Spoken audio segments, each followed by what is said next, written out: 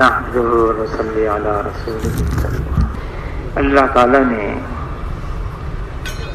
ہمیں دنیا اور آخرت میں کامیاب ہونے کے لیے اپنا دین برآمد فرمایا ہے۔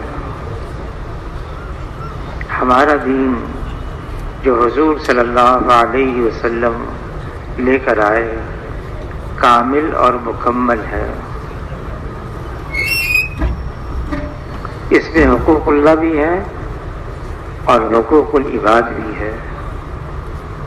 حضور صلی اللہ علیہ وسلم جب دنیا سے پردہ فرما رہے تھے تو ان کا جو آخری جملہ تھا وہ تھا الصلاۃ الصلاۃ وما ملکت ایمانکم، نماز نماز اور جو تمہارے ماتحت ہیں ان کا خیال رکھنا۔ علماء حضرات فرماتے ہیں پورے دین کا نچوڑ اس میں آ گیا، حقوق اللہ بھی اور حقوق العباد بھی۔ درمیانی چال چلنا، توازن قائم کرنا، متوازن رہنا، سب کے حقوق پورے ہوں۔ حقوق اللہ، اللہ کا سب سے بڑا حق ہم پر یہ ہے ہم اللہ کی عبادت کریں اور اللہ کے ساتھ کسی کو شریک نہ کریں۔ اللہ کی عبادت کرنا کیسے کریں یہ بھی حضور صلی اللہ علیہ وسلم نے بتا دیا۔ ان تعبد اللہ کانک تراہ فإن لم تکن تراہ فإنہ یراک، ایسی اللہ کی عبادت کرو جیسے تم ان آنکھوں سے اللہ کو دیکھ رہے ہو۔ یہ کیفیت نہیں بنتی، اللہ تو تمہیں دیکھ رہے ہیں۔ اللہ کے دھیان کے ساتھ، استحضار کے ساتھ، خیال کے ساتھ اللہ کی عبادت، پھر اللہ کے ساتھ کسی کو شریک نہ کرنا۔ وہ ایک ہے، اکیلا ہے، یکتا ہے، تنہا ہے۔ اللہ کا کوئی ساتھی نہیں، اللہ کا کوئی ثانی نہیں، اللہ کا کوئی سانجھی نہیں، اللہ کا کوئی متوازی نہیں، اللہ جیسا کوئی نہیں، وحدہ لا شریک لہ ہے۔ اللہ تعالیٰ نے حضور صلی اللہ علیہ وسلم کے ذریعے سے ہمیں ایک ایسا کلمہ دیا ہے جو کلمہ ایمان ہے، لا الہ الا اللہ۔ یہ کلمہ عبدیت ہے، یہ کلمہ حق ہے، کلمہ اخلاص ہے، کلمہ توحید ہے۔ اس کلمے کو اللہ نے شروع فرمایا ہے لا سے،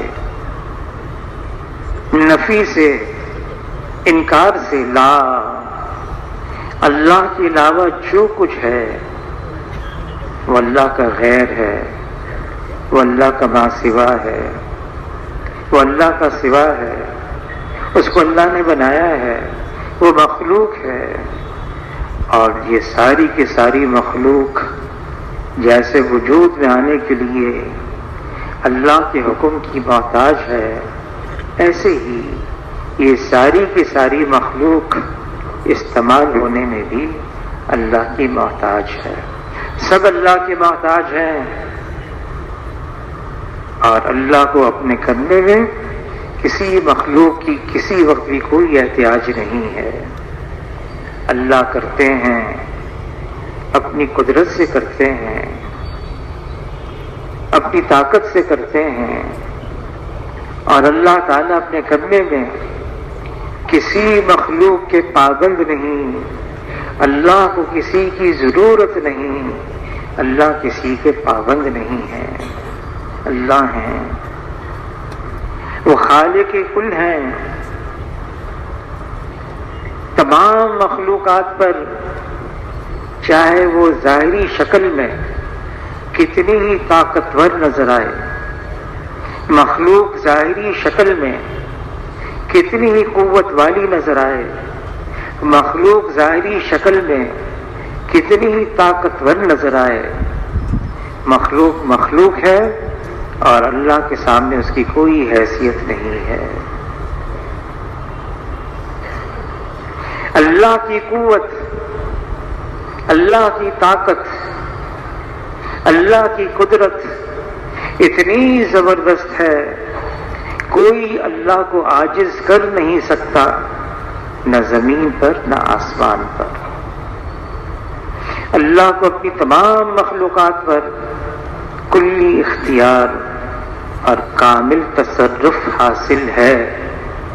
کائنات کا ذرہ ذرہ یہ اللہ کے حکم میں جکڑا ہوا ہے۔ جو مخلوق چاہے گی وہ نہیں ہوگا، جو اللہ چاہیں گے وہ ہوگا۔ مخلوق کا چاہنا محض چاہنا ہے اور اللہ کا چاہنا ہو جانا ہے، اور اللہ کی چاہت ہر چیز پر غالب ہے۔ ایک پتا بھی اس دنیا میں اللہ کے حکم کے بغیر ہل نہیں سکتا ہے، ایک پتا بھی۔ اس کائنات کو اللہ نے بنایا ہے، اکیلے بنایا، بلا شرکت غیر کے بنایا۔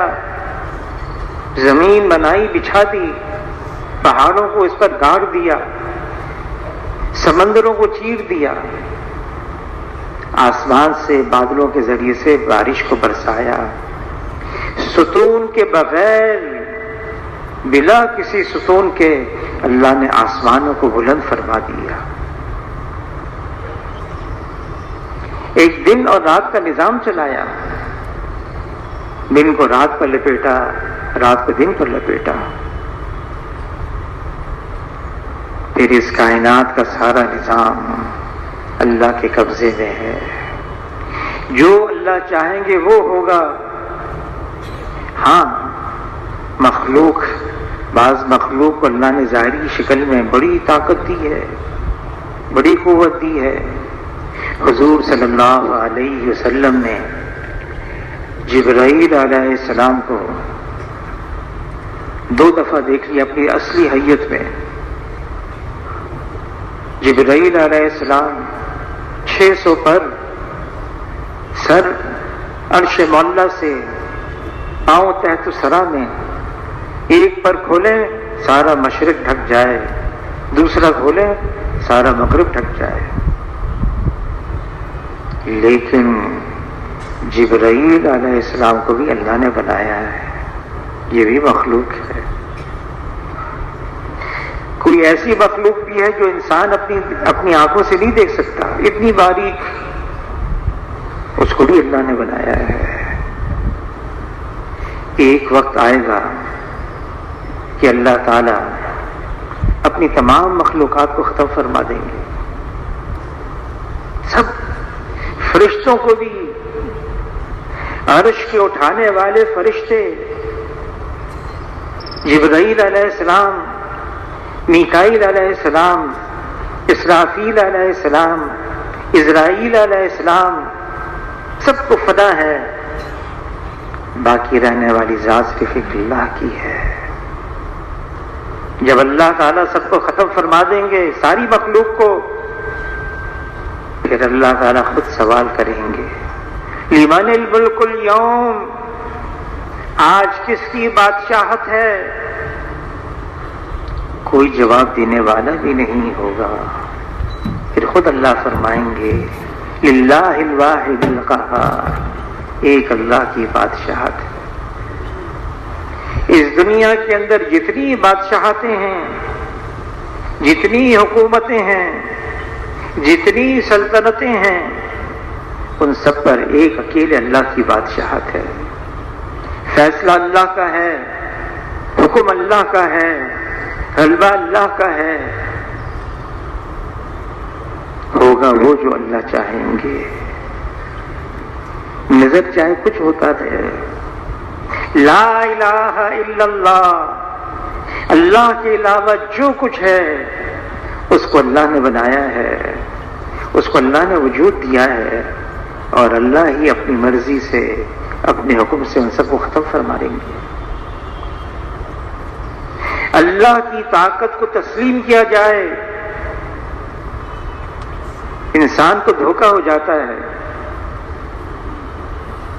فرعون یہ ملک مصر میرا ہے، باغات میرے ہیں، حکومت میری ہے، فوج میرے پاس ہے، ظاہری نقشے طاقتیں میرے پاس ہیں۔ چند ڈبکیاں لگائیں اللہ نے پانی میں، چند ڈبکیاں، ہوش ٹھکانے آ گئے۔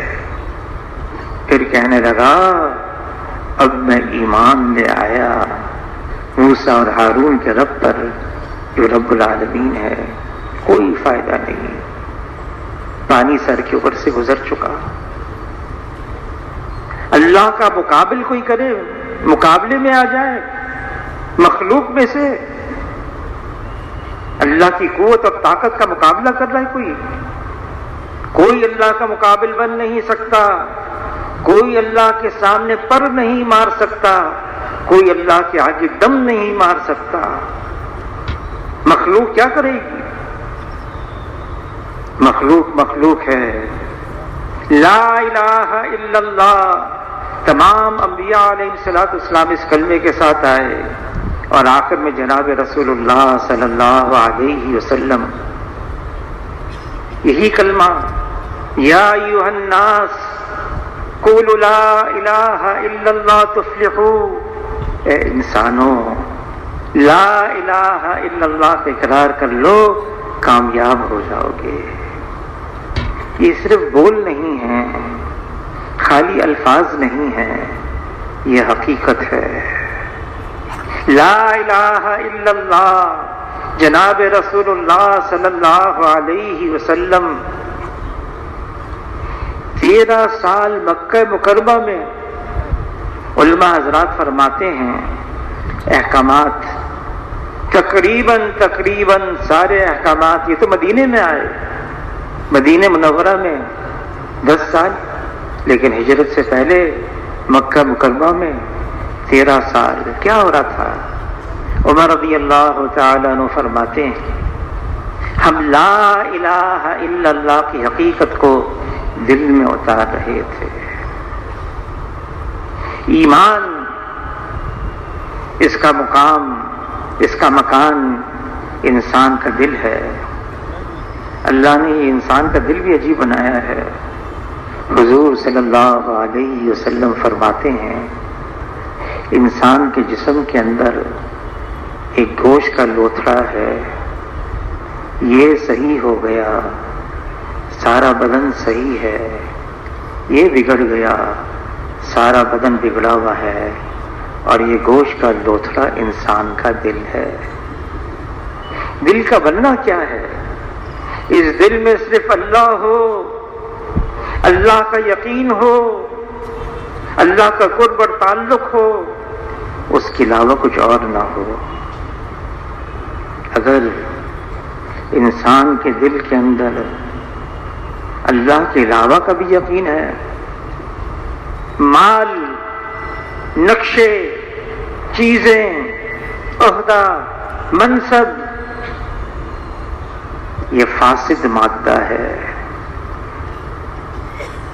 یہ دل خراب ہے، اب یہ سارا بدن خراب ہو جائے گا۔ فاسد مادے کو نکالنا ہوگا۔ 13 سال مکہ مکرمہ میں لا الہ الا اللہ کی حقیقت کو دل میں ڈال رہے تھے۔ عمر رضی اللہ تعالیٰ فرماتے ہیں ہم تو ایمان کو سیکھ رہے تھے مکے میں، ایمان کو سیکھنا ہے، یہ تبلیغ کا کام۔ مولانا الیاس صاحب رحمۃ اللہ علیہ کے ملفوظات میں ہے میں نے اس کام کا نام تبلیغی جماعت نہیں رکھا، پڑ گیا، لوگ بلانے لگے تبلیغی جماعت، اگر مجھے اختیار ہوتا میں اس کا نام تحریک ایمان رکھتا۔ یہ تو مخلوق سے یقین ہٹا کر ایک اللہ پر یقین لانا ہے، ایسا پختہ یقین، حالات چاہے کوئی ہو جائیں، کچھ ہو جائے، کیسے ہی ہو جائیں، یہ یقین اللہ سے ہلنے نہ پائے، ہٹنے نہ پائے، اللہ پر یقین ایسا جمع رہے، کچھ ہو جائے۔ کرنے والی ذات اللہ کی ہے۔ حضور صلی اللہ علیہ وسلم نے ایسی محنت فرمائی صحابہ اکرام پر ایمان کے اعتبار سے۔ علی رضی اللہ تعالیٰ عنہ فرماتے ہیں اگر میرے اور اللہ کے درمیان کے پردوں کو ہٹا دیا جائے میرے ایمان میں ذرے برابر کا اضافہ نہ ہو، میں تو اب بھی ایسا ہوں جیسے ان آنکھوں سے اللہ کو دیکھ رہا ہوں۔ اور واقعی ان کا یہ حال بن گیا تھا۔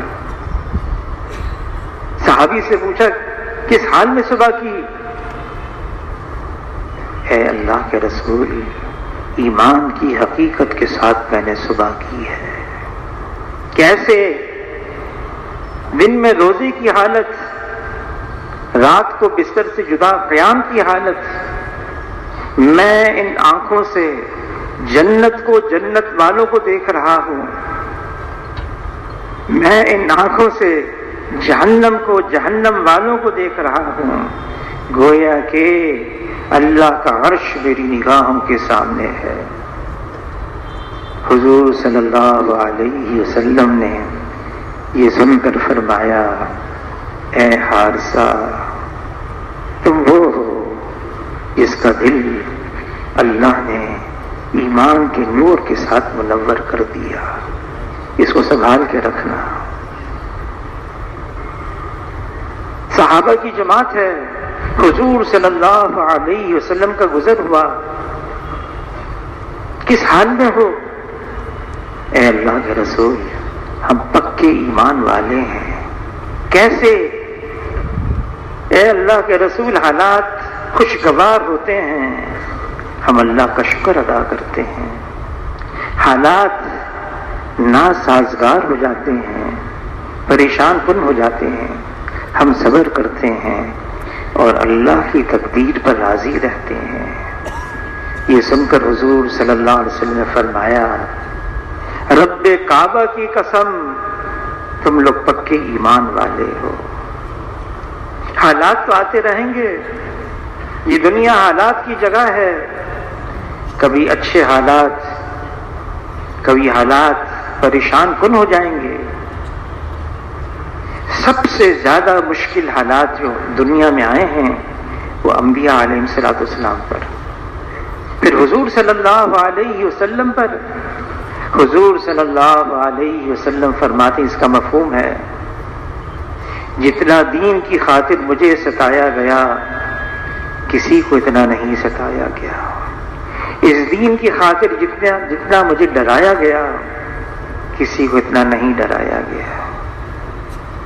عائشہ رضی اللہ تعالیٰ عنہ نے عرض کیا اے اللہ کے رسول، میں یہ سمجھتی ہوں آپ پر سب سے زیادہ مشکل وقت وہ تھا جب آپ عہد سے لوٹ کر آئے تھے، آپ کے 70 صحابہ شہید ہو گئے تھے، آپ کے چہیتے چچا حمزہ رضی اللہ عنہ شہید ہو گئے، آپ خود زخمی ہو گئے، تقریباً ہر گھر مدینہ منورہ کا متاثر تھا، ہر گھر سے رونے کی آواز آ رہی تھی۔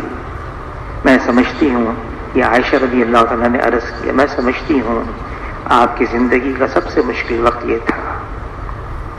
یہ سن کر حضور صلی اللہ علیہ وسلم نے فرمایا نہیں عائشہ، اس سے بھی مشکل وقت گزرا ہے۔ تو عرض کیا اللہ کے رسول، اس سے کون سا زیادہ مشکل وقت تھا؟ فرمایا وہ عامت الحزن، غم کا سال، گھر کے لیے سہارا خدیجہ رضی اللہ تعالیٰ عنہ انتقال کر گئیں، باہر کے لیے ڈھال ابو طالب انتقال کر گئے۔ میں نے طائف کا رخ کیا، 28 دن میں رہا طائف میں، کبھی اس کے پاس کبھی اس کے پاس، آخر کار بچوں کو پیچھے لگا دیا، مجھے پتھر مارتے رہے، میں ان سے بھاگتا رہا، میرے پاؤں زخمی ہو گئے۔ فرمایا عائشہ میری زندگی کا سب سے مشکل وقت یہ تھا۔ مشکلات آتی ہیں، مشکل وقت آتا ہے، سب سے زیادہ انبیاء علیہ السلام، اور جو ان کے قریب ہوتا چلا جائے گا ان پر آئے گا۔ لیکن جب حالات پریشان کن ہوتے ہیں، ہمیں کیا کہا گیا ہے؟ حالات پریشان کن ہو گئے، مشکل آ گئے، مایوس مت ہو، نا امید مت ہو۔ مولانا یوسف کاندھلوی حضرت جی رحمۃ اللہ علیہ فرمانے لگے، مایوسی تو کفر ہے، مایوسی کفر ہے۔ ہماری دین کی بنیاد اللہ پر اعتماد ہے، اللہ پہ بھروسہ ہے، اللہ پہ توکل ہے، بڑی مضبوط بنیاد ہے۔ کائنات تو اللہ کی ہے، کرنے والی ذات تو اللہ کی ہے، جو مخلوق چاہے گی وہ نہیں ہوگا۔ پر امید رہنا، اللہ تعالی سے اچھا گمان باندھنا، پھر جیسا گمان اللہ سے باندھیں گے اللہ ہمارے ساتھ ویسے ہی معاملہ فرمائیں گے۔ رات کا اندھیرا کتنا ہی طویل ہو جائے، آخر کار سویرا ہونے والا ہے۔ کسی نے کہا ظلمت کا ہے بول والا، ان قریب سورج ہے نکلنے والا۔ اللہ سے اچھی امید باندھنا۔ علی رضی اللہ تعالیٰ عنہ فرماتے ہیں، اچھے وقت کا انتظار کرنا بہترین عبادتوں میں سے ایک عبادت ہے۔ اللہ تعالیٰ کلام پاک میں فرما رہے ہیں، فَإِنَّ مَعَ الْعُسْرِ يُسْرًا، إِنَّ مَعَ الْعُسْرِ يُسْرًا۔ تنگی کے بعد آسانی ہے، تنگی کے بعد آسانی ہے۔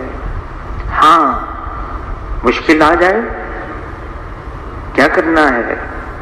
حضور صلی اللہ علیہ وسلم ذرا آندھی تیز چلتی، سورج گرہن ہو جاتا، چاند گرہن ہو جاتا، مسجد میں آتے، اللہ کی طرف متوجہ ہو جاتے۔ رجوع الی اللہ، اللہ کی طرف متوجہ ہو جانا،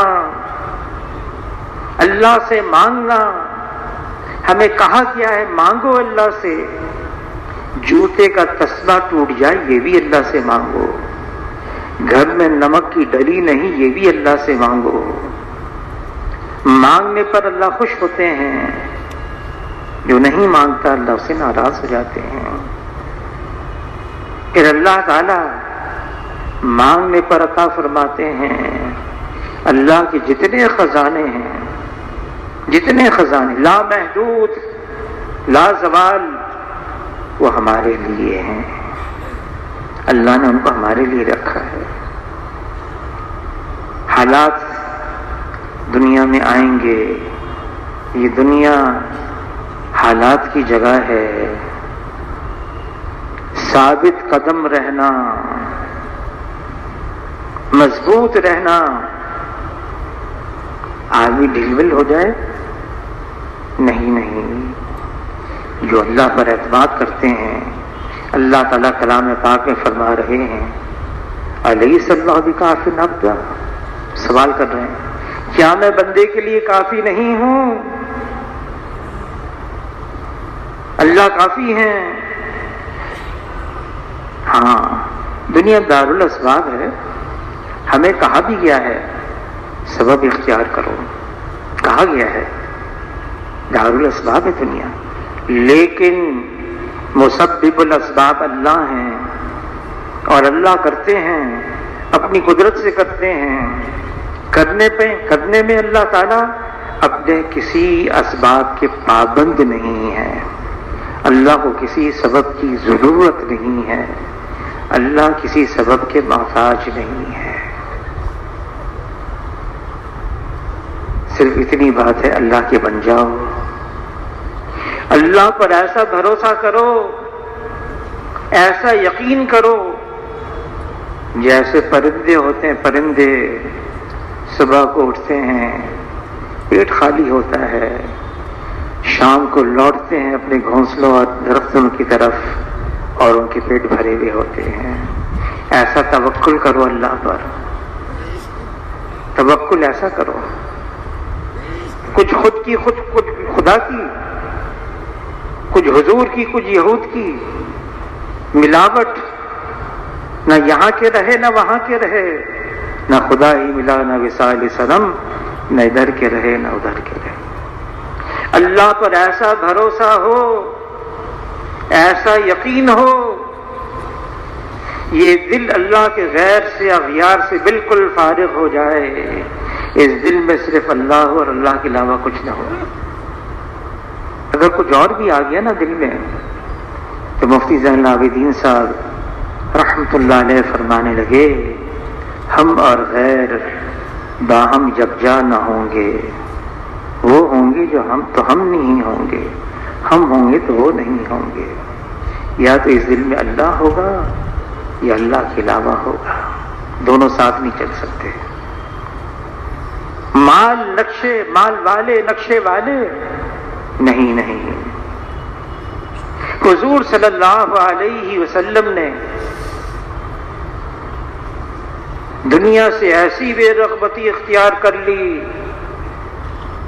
جبرائیل علیہ السلام آئے، عرض کیا اللہ کے رسول آپ چاہیں آپ کے لیے مکے کے پہاڑ کو سونے کا بنا دیا جائے، جہاں آپ چلیں یہ سونے کا پہاڑ آپ کے ساتھ چلے. حضور صلی اللہ علیہ وسلم نے تو یہ دعا مانگی، اے اللہ ایک دن کھانے کو اتنا مل جائے کمر سیدھی ہو جائے اس پر میں شکر ادا کروں، اور ایک دن میرا فاقے سے گزرے اس پر میں صبر کروں. حضور صلی اللہ علیہ وسلم فرماتے ہیں مجھے اپنی امت پر فقر اور فاقے کا اندیشہ نہیں، مجھے تو اپنی امت پر دنیا کی فراوانی کا اندیشہ ہے. اس دنیا سے بچو، یہ ہاروت اور ماروت سے زیادہ جادو کرنے والی ہے. یہ دنیا اس کا گھر ہے جس کا آخرت میں کوئی گھر نہیں. یہ دنیا اس کا مال ہے جس کا آخرت میں کوئی مال نہیں. دنیا کے لیے وہ جمع کرے جس میں ذرا بھی عقل نہیں. حضور صلی اللہ علیہ وسلم زمین اور آسمان کے خزانوں کی چابیاں قدموں میں رکھ دی گئیں. حضور نے قبول نہیں کیا، آخرت کو ترجیح دی. حضور کی دعاؤں میں دعا ہے اللہم احینی مسکینا وامتنی مسکینا واحشرنی فی زمرۃ المساکین. اے اللہ مجھے زندہ رکھ مسکینوں کے ساتھ، میری موت ہو مسکینوں کے ساتھ، محشر میں حشر ہو مسکینوں کے ساتھ. خبر دی ایک وقت آنے والا ہے میری امت پر، حضور صلی اللہ علیہ وسلم کی امت پر حضور نے خبر دی ایک ایسا وقت آنے والا ہے میری امت پر جیسے بھوکے کھانے پہ ٹوٹ پڑتے ہیں، غیر میری امت پہ ٹوٹ پڑیں گے. صحابہ اکرام نے عرض کیا اللہ کے رسول کیا مسلمان اس وقت تعداد میں تھوڑے رہ جائیں گے؟ فرمائے نہیں، تعداد میں ہوں گے بہت زیادہ، لیکن ان کی حیثیت سمندر کے جھاگ کی طرح ہو جائے گی. سمندر پہ لہریں اٹھتی ہیں، لہریں پھر زمین سے ٹکراتی ہیں، جھاگ بن جاتی ہے. دوسری لہر پیچھے سے آتی ہے، اس لہر جو پہلی والی لہر نے جھاگ بنائی اس جھاگ کو وہاں لے جاتی ہے. پھر تیسری لہر آتی ہے، پھر اس سمندر کی جھاگ کو وہاں سے یہاں لے کر آتی ہے. سمندر کی جھاگ سمندر کی لہروں کے رحم و کرم پر ہوتی ہے. صحابہ اکرام نے عرض کیا اللہ کے رسول آپ کی امت کے ساتھ ایسا کیوں ہوگا؟ فرمایا ان کے اندر وہن کی بیماری پیدا ہو جائے گی. عرض کیا وہن کی کیا بیماری ہے؟ فرمایا حب الدنیا وکراہیت الموت، دنیا کی محبت اور موت سے کراہیت۔ جب یہ مرض امت کے اندر عام ہو جائے گا پھر امت غیروں کا مقابلہ کر نہیں سکتی۔ یہ دنیا کی محبت ہے جو ہر خطا کی جڑ ہے۔ یہ دنیا کی محبت، مال، چیزیں، نقشے، منصب، عہدہ امت کے اندر عام ہو گیا، اب امت مقابلہ نہیں کر سکتی۔ باہر کی چیزوں کا مسئلہ نہیں ہے، وہ تو میرے اندر کی چیز کا مسئلہ ہے۔ میرے اندر کیا ہے؟ یہ دل اللہ نے اپنے لیے مختص کیا ہوا ہے۔ اس دل میں صرف اللہ ہو اور اللہ کے علاوہ کچھ اور نہ ہو۔ وہ بڑا قدردان ہے، اللہ تعالیٰ بڑے قدردان ہیں، جو صرف اللہ کا نام لیتا ہے کبھی محروم نہیں رہتا۔ مجمع میں اللہ کا نام لیتا ہے، اللہ فرشتوں کے مجمع میں اس کا نام لیتے ہیں۔ کوئی چپ کے اللہ کا نام لیتا ہے، پھر اللہ بھی چپ کے اس کا نام لیتے ہیں۔ جو اللہ کا ہے پھر اللہ اس کے ہے، جو اللہ کا ہے پھر اللہ اس کے۔ وہ ایسے قدردان ہیں، کوئی ایک بالشت اللہ کی طرف بڑھتا ہے، اللہ ایک ہاتھ اس کی طرف بڑھتے ہیں۔ کوئی ایک ہاتھ اللہ کی طرف بڑھتا ہے، اللہ دو ہاتھ اس کی طرف بڑھتے ہیں۔ کوئی چل کر آتا ہے، اللہ کی رحمت دوڑ کر اس کو تھام لیتی ہے۔ بس اتنی پابندی لگا دی، تم اللہ کے بن کر تو دکھاؤ، کیا مشکل ہے؟ حضور صلی اللہ علیہ وسلم کی اتباع ہے۔ جو حضور صلی اللہ علیہ وسلم کی اتباع میں زندگی گزارے گا، آسان ہے اللہ اس کے ہو جائیں گے۔ کوئی حضور کے طریقے کے خلاف زندگی گزارے گا، خلاف پیمبر کا صحرا گزید کہ ہرگز بمنزل نہ خواہ رسید، وہ منزل مقصود تک نہیں پہنچ سکے گا۔ منزل مقصود وہ اللہ ہے، جس نے اللہ کو پا لیا اس نے سب کچھ پا لیا، اور جس نے اللہ کو کھو دیا اس نے سب کچھ کھو دیا۔ اس کی پہلی شرط ہے ایمان اس سطح کا ہو۔ یہ ایمان کی مختلف سطحیں ہوتی ہیں، ایمان بھی پرانا ہو جاتا ہے۔ حضور صلی اللہ علیہ وسلم فرماتے ہیں، اس کا مفہوم ہے جیسے کپڑا پرانا ہو جائے، اس کے نقش و نگار دھندلے ہو جاتے ہیں، وہ کپڑا پھٹ جاتا ہے۔ فرمایا ایمان بھی ایسا ہو جاتا ہے۔ عرض کیا اللہ کے رسول، جب ایمان پرانا ہو جائے تو کیا کریں؟ فرمایا اس کو تازہ کرو۔ کیسے تازہ کریں؟ فرمایا اکثر من قول لا الہ الا اللہ، لا الہ الا اللہ کا تکرار کرو، اس کے بارے میں سوچو، اس کی دعوت دو، اس کو دل کے اندر بٹھاؤ، یہ دل میں رچ بس جائے، یہ دل کا حصہ بن جائے۔ اس میں کوئی شک نہیں، ایمان، اس کے بول قیمتی ہیں، ضروری ہیں، اہم ہیں، لیکن زبان تو ایمان کے اظہار کی جگہ ہے، وہ تو اندر ایمان ہوتا ہے۔ خالی الفاظ ہیں۔ مولانا یوسف کاندھلوی حضرت جی فرمانے لگے، باطل تو حقیقت کے ساتھ ہو، ہمارے پاس صرف الفاظ ہوں۔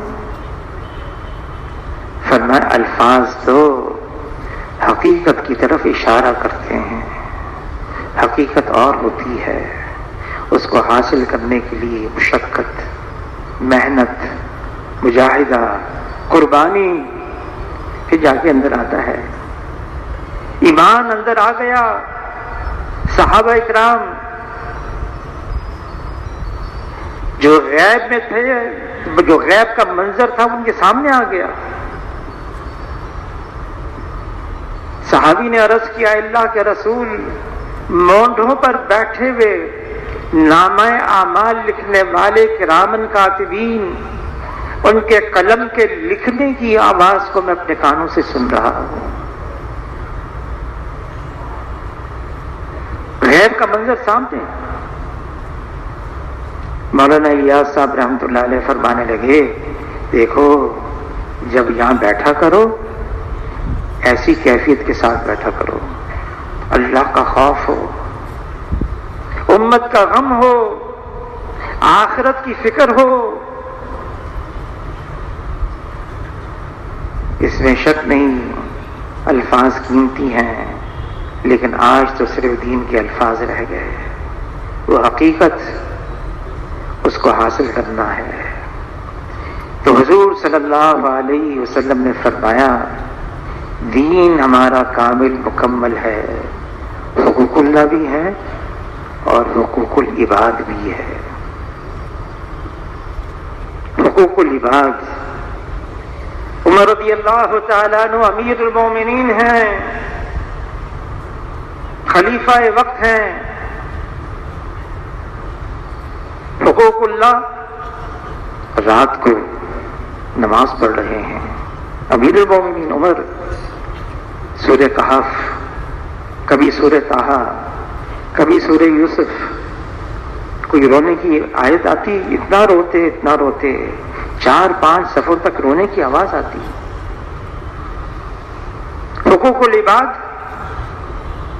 ان کے غلام اسلم کہتے ہیں امیر المومنین عمر رضی اللہ تعالیٰ عنہ ایک مرتبہ مجھے اپنے ساتھ لے گئے رات کو حرہ کی طرف, جنگل, وہاں دور سے آگ جلتی ہوئی نظر آئی.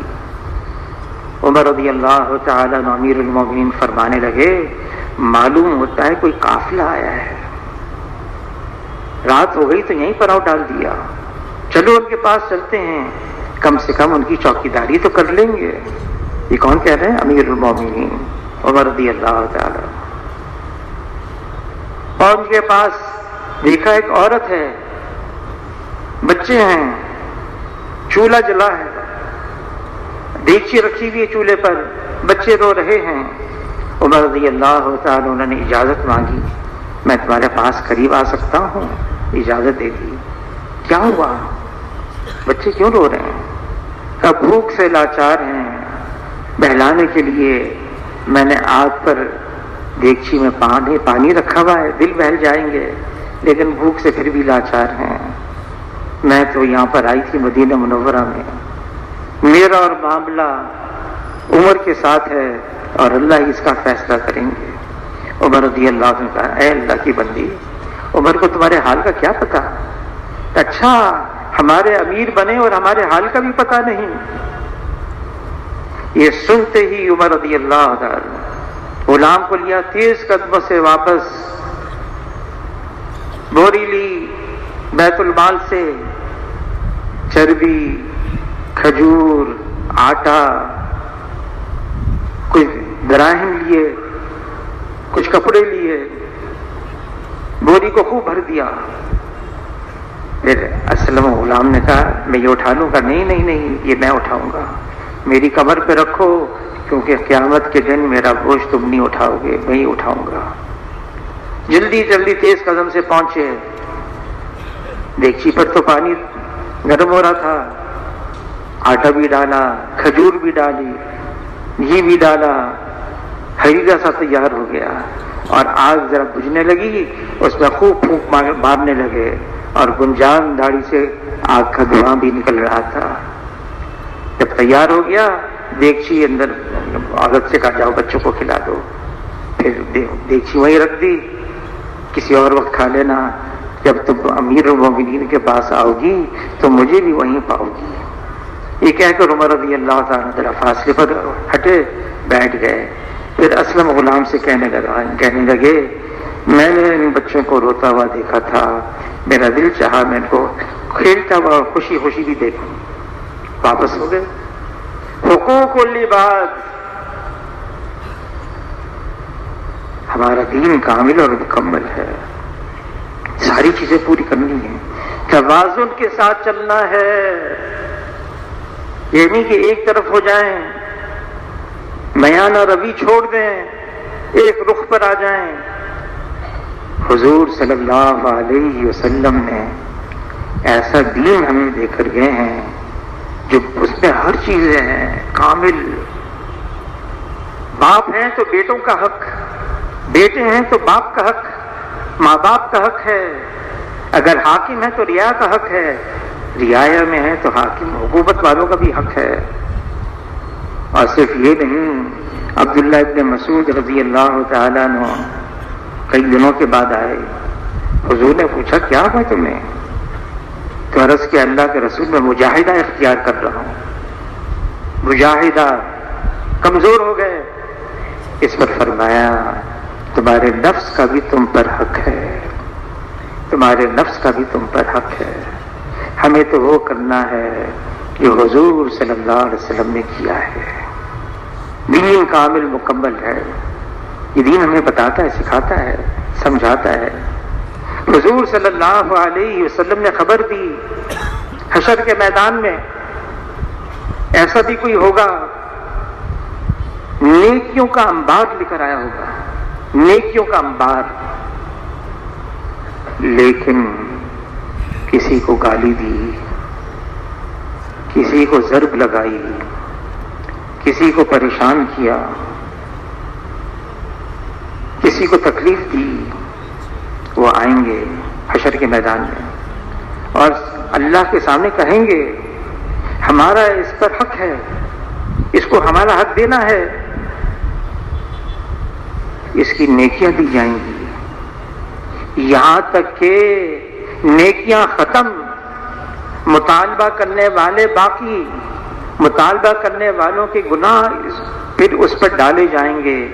حضور نے فرمایا میری امت کا مسکین ہے، یہ نیکیوں کا انبار لے کر آیا اور گناہوں کا ڈھیر لے کر جہنم میں جا رہا ہے. ہم اس کو معمولی نہ سمجھیں، یہ کوئی معمولی بات نہیں ہے. لوگ ہمارے اطراف میں ہیں، ان کے بھی حقوق ہم پر ہیں. حضور صلی اللہ علیہ وسلم نے کبھی کسی کی چہرے پر دل آزاری نہیں کی. چہرے کیا، اس کے پیٹھ پیچھے بھی کبھی اس کی برائی بیان نہیں کی. انس بن مالک رضی اللہ تعالیٰ عنہ 10 سال ان کی عمر ہے، حضور کی خدمت میں 10 سال. اور انس رضی اللہ عنہ فرماتے ہیں میں نے 10 سال حضور کی خدمت کی. قسم کھا کر فرماتے ہیں جتنی میں نے حضور کی خدمت کی حضور نے اس سے زیادہ میری کی. اور فرماتے ہیں انس بن مالک رضی اللہ تعالیٰ میں تو چھوٹا بچہ تھا، میں غلطیاں کرتا تھا، کبھی ایسا نہیں ہوا کہ حضور صلی اللہ علیہ وسلم نے یہ فرمایا ہو مجھ سے ایسا کیوں کیا، ایسا کیوں نہیں کیا، کبھی نہیں. ہر ایک کے ساتھ. عائشہ رضی اللہ تعالیٰ عنہ فرماتی ہیں کوئی اللہ کے راستے میں جاتا، گھر خالی ہوتا، حضور اس کے گھر جاتے، اس کی خبر گیری کرتے.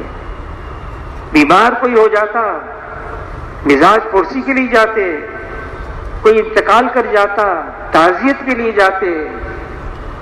عائشہ رضی اللہ تعالیٰ عنہ فرماتی ہیں حضور صلی اللہ علیہ وسلم تو جب میرے گھر آتے، میری باری ہوتی، ایسا ہاتھ پٹاتے بالکل جیسے ہم سے ملے ہوئے نہیں. سارے کام کرتے، گھر کے کام کاج کون؟ حضور صلی اللہ علیہ وسلم.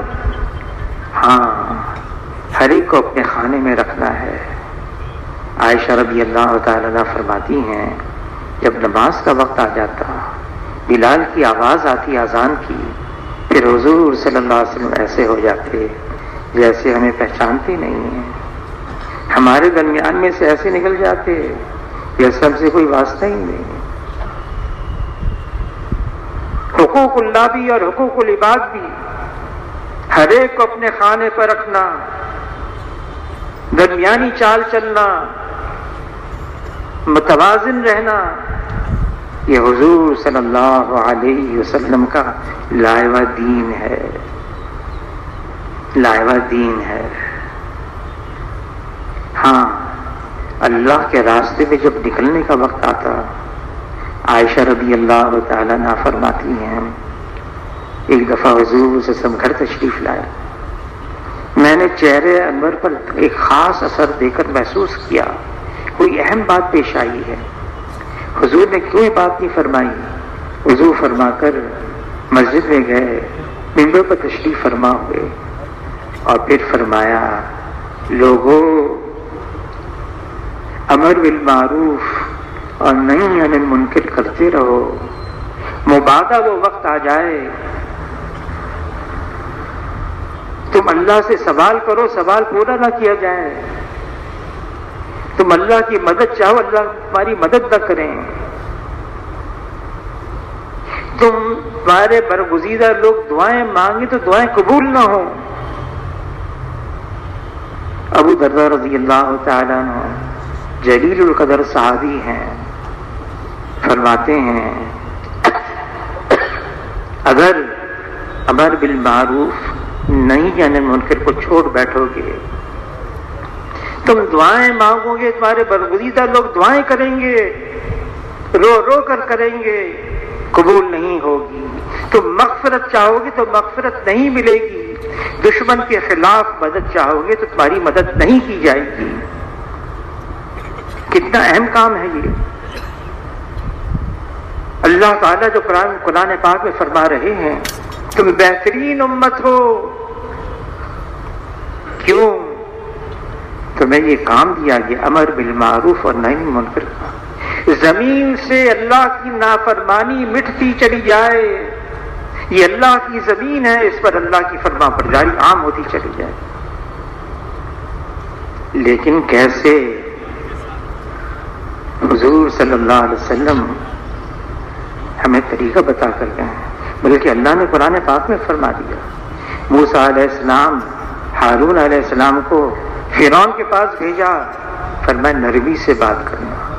کسی نے مامون رشید کو دین کی بات کی, سخت لہجے میں کی, سخت الفاظ میں کی. مامون رشید نے کہا دیکھو اللہ نے تم سے بہتر کو مجھ سے بدتر کے پاس بھیجا, یعنی موسیٰ علیہ السلام کو تم سے بہتر مجھ سے بدتر فرعون کے پاس بھیجا. فرمایا نرمی سے بات کرنا, دین کا کام کرنا ہے, حضور کے طریقے پر کرنا ہے.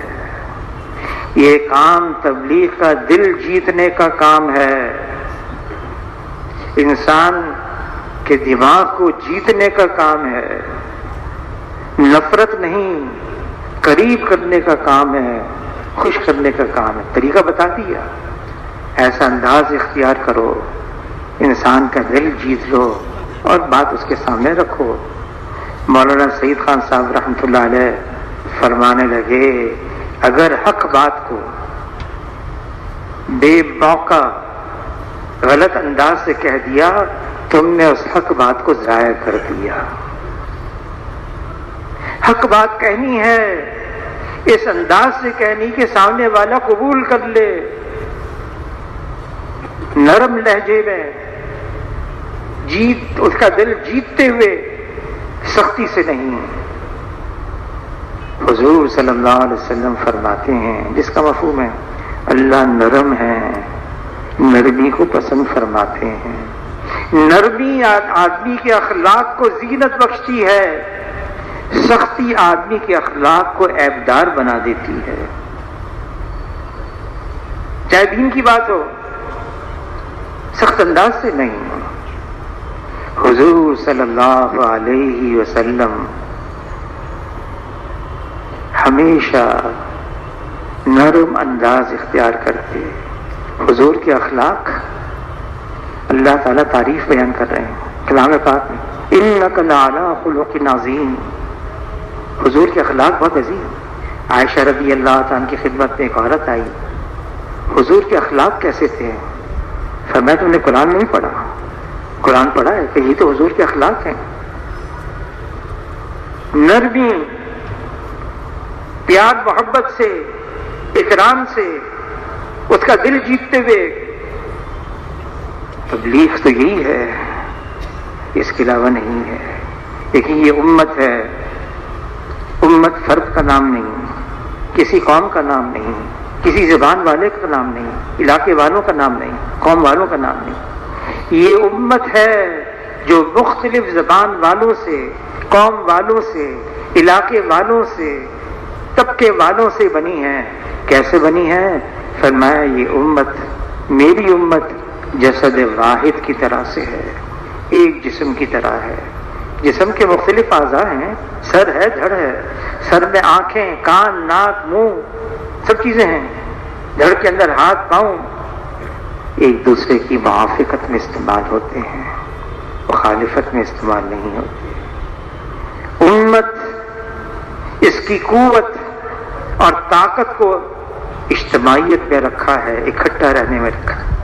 اللہ نے خبردار کیا، دیکھو لڑنا نہیں، جھگڑنا نہیں، ورنہ کم ہمت ہو جاؤ گے، تمہاری ہوا اکھڑ جائے گی۔ کیا کریں؟ اختلاف تو ہر جگہ ہوتا ہے، صبر کرو، صابرو، صبر کرو، اور صبر کرنے والوں کے ساتھ اللہ ہیں۔ اللہ مل گئے، کیا چاہیے؟ صبر کرنے والوں کے ساتھ اللہ ہیں۔ لڑنا، جھگڑنا نہ اللہ کو پسند ہے، نہ اللہ کے رسول کو پسند ہے۔ یہ ہمیشہ خیر اور برکات سے محرومی کا سبب بن جاتا ہے۔ بنیاد کیا ہے لڑنے کی؟ میں ہوں، میری قوم ایسی ہے، میرا علاقہ ایسا ہے، میری زبان والے ایسے ہیں۔ اللہ نے ہمیں ایک مرد اور عورت سے بنایا ہے، ایک مرد ایک عورت سے، پھر تقسیم کیا ہے قبیلوں میں، مختلف طبقوں میں اللہ نے تقسیم کیا ہے۔ تفاخر کے لیے نہیں، تفاخر کے لیے نہیں۔ اللہ کے نزدیک محترم اور مکرم وہ ہے جو زیادہ تقوی والا ہو۔ یہ فلاں قوم کا ہے، فلاں علاقے کا ہے، فلاں طبقے کا ہے۔ حضور کے زمانے میں بلال حبشی ہیں، سلمان فارسی ہیں، سہیب رومی ہیں، کوئی اوس قبیلے کا ہے، کوئی خزرج قبیلے کا ہے، کوئی مہاجر ہے، کوئی انصار ہے، لیکن سب اکٹھے ہیں، امت ہے، یہ امت ہے۔ مولانا یوسف صاحب رحمۃ اللہ علیہ فرمانے لگے، ہم تو امت بنا رہے ہیں، فرد نہیں، قوم نہیں، طبقہ نہیں، زبان والے نہیں بنا رہے، ہم تو امت بنا رہے ہیں، امت۔ اور امت کیسے بنتی ہے؟ حاجی امداد اللہ مہاجر رحمۃ اللہ علیہ فرماتے تھے، عاجزی، تواضع، انکساری بنیاد ہے اتفاق کی، اکٹھے رہنے کی۔ عاجزی، انکساری، تواضع، اور یہ فرمایا بڑائی، تکبر، کبر، یہ بنیاد ہے افتراق کی۔ میں بھی کچھ ہوں، میری کیا حیثیت ہے؟ اللہ نے ہماری حیثیت بیان کی ہے قرآن پاک میں، منہا خلقناکم وفیہا نعیدکم ومنہا نخرجکم تارۃ اخری۔ تم تو مٹی سے ہو، مٹی میں جاؤ گے، مٹی سے اٹھو گے۔ جناب رسول اللہ صلی اللہ علیہ وسلم سید ولد آدم ہیں، آدم علیہ السلام کی اولاد میں سب سے افضل ہیں۔ حضور صلی اللہ علیہ وسلم امام الانبیاء ہیں۔ لا يمکن الثناء کما کان حقہ بعد از خدا بزرگ۔ تو یہ قصہ مختصر، لیکن اللہ سے مانگ رہے ہیں ہماری تعلیم کے لیے۔ کیا مانگ رہے ہیں؟ اللہم اجعلنی فی عینی صغیرا وفی اعین الناس کبیرا۔ اے اللہ مجھے اپنی نگاہ میں چھوٹا بنا دے۔ کون مانگ رہے ہیں؟ جناب رسول اللہ صلی اللہ علیہ وسلم۔ اے اللہ مجھے اپنی نگاہ میں چھوٹا بنا دے، اوروں کی نگاہ میں اونچا کر دے۔ بڑائی صرف اللہ کے لیے ہے، بڑائی اللہ کی صفت ہے، بڑائی اللہ کا حق ہے۔ اور حدیث میں آتا ہے اس سے اللہ سے مقابلہ مت کرو، بڑائی اللہ کی چادر ہے، ورنہ اللہ پاش پاش کر دیں گے۔ اور کس بات پر ہم بڑائی جتائیں؟ ہم کیا ہیں؟ ہماری کیا حیثیت ہے؟ ہمارے پاس اگر کچھ ہے تو یہ اللہ کا دیا ہوا ہے.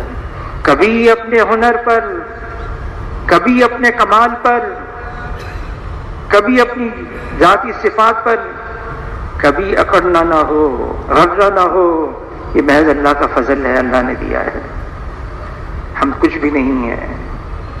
حضور صلی اللہ علیہ وسلم مجمع میں ہوتے، کوئی اجنبی باہر سے آتا، اس کو پوچھنا پڑتا آپ میں محمد صلی اللہ علیہ وسلم کون ہیں. اس طرح سے رہتے تھے، عام آدمی کی طرح رہتے تھے. اور حضور صلی اللہ علیہ وسلم صحابہ کو منع فرماتے، میری تعظیم کے لیے کھڑے مت ہو، میرے پیچھے مت چلو. جہاں آتے جہاں جگہ مل جاتی وہیں بیٹھ جاتے. کبھی صدر مقام کا قصد نہیں فرمایا، مجمع میں آئے جہاں جگہ ملی وہیں بیٹھ گئے. سفر میں جا رہے ہیں، کسی نے بکری پیش کی، میری طرف سے ذبح کریں، نوش فرمائیں. حضور نے قبول کر لیا. پوچھا اس بکری کو کون ذبح کرے گا؟ ایک صحابی کھڑے ہو گیا، میں ذبح کروں گا. اچھا اس کی کھال کون اتارے گا؟ ایک نے کہا میں اتارتا ہوں. بوٹیاں کون بنائے گا؟ میں ٹکڑے کروں گا. پھر فرمایا جناب رسول اللہ صلی اللہ علیہ وسلم میں جنگل میں جا کر لکڑیاں جمع کروں گا تاکہ اسے آگ جلائی جائے اور اس کو پکایا جائے. عرض کیا اللہ کے رسول آپ ایسا نہ کریں، گرمی کا زمانہ، دوپہر، مدینہ منورہ کی زمین ریتیلی، یہ ہم کریں گے. حضور نے فرمایا میں جانتا ہوں میری جگہ تم یہ کر سکتے ہو، لیکن میں تم سے ممتاز رہنا نہیں چاہتا. گئے دوپہر کے وقت، لکڑیاں لے کر آئے اور اس لکڑیوں سے آگ جلائی گئی، پھر کھانا پکایا گیا. کون؟ جناب رسول اللہ صلی اللہ علیہ وسلم. عام آدمی کی طرح رہنا، معاشرے میں اپنی حیثیت نہ چاہنا. جب قبا سے مدینہ منورہ جا رہے تھے، مدینہ منورہ کے لوگ کھڑے ہو گئے استقبال کے لیے. حضور صلی اللہ علیہ وسلم اپنی اونٹنی پر قصبہ، ابو بکر اپنے اونٹ پر برابر جا رہے ہیں. تو ابو بکر رضی اللہ عنہ نے دیکھ لیا کہ یہ جو مجمع نیا آیا ہے حضور کو دیکھنے کے لیے، کبھی میری طرف دیکھتا ہے کبھی ان کی طرف دیکھتا ہے. تو چادر اتاری، چادر نکالی اور حضور کے اوپر سائے کے طور پر رکھ دی تاکہ لوگ سمجھ جائیں جن کو دیکھنے کے لیے آئے ہیں وہ میں نہیں ہوں، یہ ہیں. اس طرح سے رہتے ہیں. جو اپنی حیثیت کو مٹا دے گا اس کے ساتھ ہر ایک جڑ سکتا ہے. میں بھی کچھ ہوں، میری بھی کوئی حیثیت ہے. اللہ تعالیٰ نے کلام پاک میں فرمایا ہے لمن صبر وغفر ان ذلک لمن عزم الامور. صبر بھی کرے، بخش بھی دے. گناہ، کسی سے غلطی ہو گئی، ہم سب غلطیاں کرتے ہیں، ہم سب غلطیاں کرتے ہیں. بے عیب ذات صرف ایک اللہ کی ہے. اللہ میں کوئی کمی نہیں، کوئی کجی نہیں، کوئی خامی نہیں. اللہ تعالیٰ یکتر ہر عیب سے پاک اور صاف ہیں. پھر فرشتوں کو ایسا بنایا اللہ نے، معصیت کا جذبہ نہیں رکھا. انبیاء علیہ السلام معصوم عن الخطا ہیں. پھر صحابہ اکرام سے اللہ راضی ہو گئے، وہ محفوظ ہو گئے. باقی ہم ہیں، کل بنی آدم خطاؤن. ہم ہیں، ہم غلطیاں کریں گے. درگزر کرنا، ایک دوسرے کو معاف کرنا. اللہ تعالیٰ فرماتے ہیں بڑی بات ہے یہ، لمن صبر وغفر ان ذلک لمن عزم الامور. جو اعلیٰ ظرف کے ہوتے ہیں ہمیشہ جھک کر ملتے ہیں کہ سرائی سر نگو ہو کر بھرا کرتی ہے پیمانہ. سرائی ہوتی نا، سرائی لمبی گردن ہوتی ہے، اس کو جھکانا پڑتا ہے، پھر گلاس بھرتا ہے پانی سے. دوسروں کی خامیاں مت دیکھو، دوسروں کی خوبیاں دیکھو. ایک مسلمان دوسرے مسلمان کا آئینہ ہے. کسی نے کہا عمر بھر یہ بھول کرتا رہا عمر بھر یہ بھول کرتا رہا، دھول چہرے پہ تھی صاف آئینہ کرتا رہا۔ وہ تو میرا عکس نظر آ رہا ہے مجھے، حضور کی تعلیمات ہیں، لوگوں کی خوبیاں دیکھو، خامیاں مت دیکھو، جوڑ بیٹھے گا۔ مولانا الیاس صاحب رحمۃ اللہ علیہ کے ملفوظات میں ہے، تبلیغ کا کام یہ ہے خوبیوں کا لین دین، خوبیوں کا لین دین، ایک دوسروں کی خوبیاں دیکھو، خامیاں نہیں دیکھو، برائیاں نہیں دیکھو۔ برائی دیکھنی اپنے آپ کو دیکھو، میرے اندر بہت گندگی ہے، برائی ہے، اپنے آپ کو دیکھو۔ تو یہ امت ہے، اس امت کے ذمہ کام دیا گیا ہے، دعوت الی اللہ، قل ھذہ سبیلی ادعو الی اللہ علی بصیرۃ انا ومن اتبعنی، اللہ کی طرف بلانا، اللہ کے احکامات کی طرف بلانا۔ آج تو دنیا کی طرف بلائی جا رہی ہے، نقشے، چیزیں، مال، پیسے، جبکہ اس کی کوئی حقیقت اور کوئی حیثیت نہیں ہے۔ اللہ کی طرف بلانا جو ہمیشہ سے اور ہمیشہ رہیں گے، وہ اول ہے، اللہ سے پہلے کچھ نہیں، وہ آخر ہے، اللہ کے بعد کچھ نہیں، وہ ظاہر ہے، اللہ کے اوپر کچھ نہیں، وہ باطن ہے، اللہ کے علاوہ کچھ نہیں۔ اللہ کی طرف بلانا یہ ہمارا کام ہے۔ اس کے لیے صحابہ اکرام نکل گئے، ساری دنیا میں پھیل گئے، اللہ کی طرف بلایا، اللہ کے دین کی طرف بلایا۔ اللہ نے ان کو بھی بنا دیا، چپکا دیا، اور جو ان کی بات پر چلے ان کو بھی اللہ نے چپکا دیا۔ یہی راستہ ہمارے لیے ہے۔ وہ نکل گئے اللہ کے راستے میں جان دینے کے لیے، گئے، نکل گئے، واپس لوٹ کر بھی نہیں آئے۔ ہمارے لیے آسانی ہے، ہم سال کے لیے، 7 ماہ کے لیے ملکوں میں جائیں، ہم 4 مہینے کے لیے ملکوں میں جائیں، یہاں وقت لگائیں، اللہ کے راستے میں صحابہ کرام کی نقل اتاریں۔ تب فرمائیں اس کے لیے کون کون ساتھی اس کے لیے تیار ہیں؟ 4 مہینے کے لیے اللہ کے راستے میں نکلنا ہے۔ اب گزارش یہ ہے، تشکیل کا وقت ہے، مطالبے کا وقت ہے، یہ بھی کام کا حصہ ہے، بہت اہم حصہ ہے۔